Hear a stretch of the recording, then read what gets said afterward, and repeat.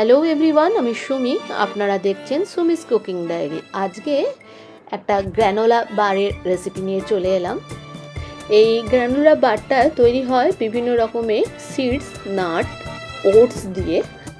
এখানে যেসব nuts, seeds আর ওটসটা দেখছেন সেই সব নাটস, সিডস দিয়েই এই গ্র্যানোলা বারটা তৈরি করে নেব, কিন্তু এর মধ্যে এক ফোঁটাও চিনি বা গুড় দেব না। তো চলুন দেখে নেওয়া যাক কীভাবে এই গ্র্যানোলা বারটা তৈরি করলাম। প্রথমে আমি একটা প্যান গরম করে নেব, তার মধ্যে 3/4 কাপ ওটস দিয়ে দেব। দিয়ে ওটসটাকে 3 থেকে 4 মিনিটের জন্য আমি ড্রাই রোস্ট করে নেব। এবার ড্রাই রোস্ট হয়ে গেলে এই ওটসটাকে একটা প্লেটে রেখে দেব। এবার নিয়ে নেব 3/4 কাপ মিক্স সিডস। এর মধ্যে watermelon seeds, pumpkin seeds, flax seeds আর 2 রকমের সিসেমে সিডস আছে। এটি বাজারে কিনতে পাওয়া যায়, মিক্স সিডস বললেই পাওয়া যাবে। এবার একই প্যানে আমি কাজু, আমন্ড, কিশমিশ আর পেস্তা এগুলোকে ড্রাই রোস্ট করব। এগুলো একটু ড্রাই রোস্ট করলে টাইম লাগবে, 7 থেকে 8 মিনিট ধরে একটু ড্রাই রোস্ট করে নিলাম। নিয়ে একই প্লেটে রেখে দিলাম। এবার একটা প্লেটে 15 থেকে 20টা খেজুর নিয়ে নিলাম। খেজুরগুলোকে চাকু দিয়ে কেটে এর ভিতর থেকে বীজগুলোকে বার করে দেব।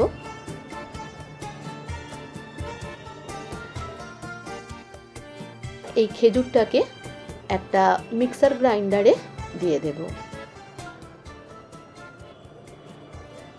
এর মধ্যে মিশিয়ে দেব 1/3 কাপ মধু।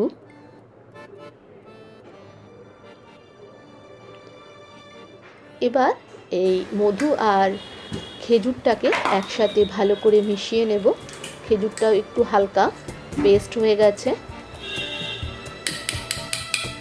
একই প্যানে 1 টিস্পুন ঘি দিয়ে এই খেজুর আর মধুর যে মিশ্রণটা আছে সেটা দিয়ে দেব। খুব লো ফ্লেমে এই মধু আর খেজুরের যে মিশ্রণটা আছে সেটা একটু নাড়িয়ে এর মধ্যে দিয়ে দেব ড্রাই রোস্ট করা ওটস, নাটস, সিডসগুলো।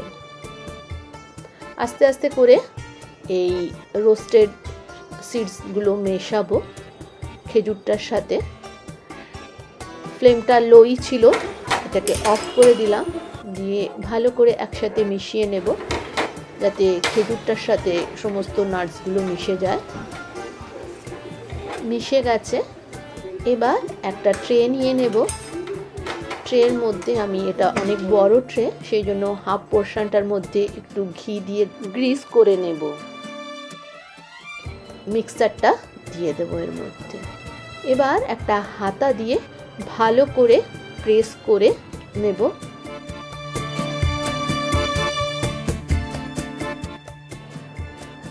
ভালো করে প্রেস করতে হবে চেপে চেপে, নাহলে কাটার সময় ভেঙে যাবে। এটাকে 3 থেকে 4 ঘন্টা ফ্রিজে রেখে দেব। ফ্রিজে রেখে দেওয়ার পরে এটা সেট হয়ে যাবে। সেট হয়ে গেছে, 4 ঘন্টা পরে বার করলাম। এবার আস্তে করে ডিমোল্ড করে নেব। এরপর চাকু দিয়ে আস্তে আস্তে করে এগুলোকে বারের আকারে কেটে নেব। গ্র্যানোলা বারটা তো তৈরি করে ফেললাম।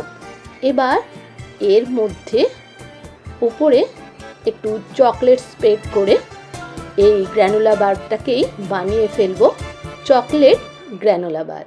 চকলেট গ্র্যানোলা বার বানানোর জন্য আমি 2 ধরনের চকলেট মেল্ট করে নিয়েছি, একটা ডার্ক চকলেট আর আরেকটা হোয়াইট চকলেট। ভালো করে মেল্ট করে নিয়েছি। নিয়ে 2 টেবিল স্পুন মতন চকলেট আমি এই এক একটা বারের ওপরে স্প্রেড করে দিচ্ছি। কিছু বারে দিয়েছি হোয়াইট চকলেট আর কিছু বারে দিয়েছি ডার্ক চকলেট। এগুলো দিয়ে 5 থেকে 10 মিনিটের জন্য ফ্রিজে রেখে দিলেই চকলেটগুলোও সেট হয়ে যাবে।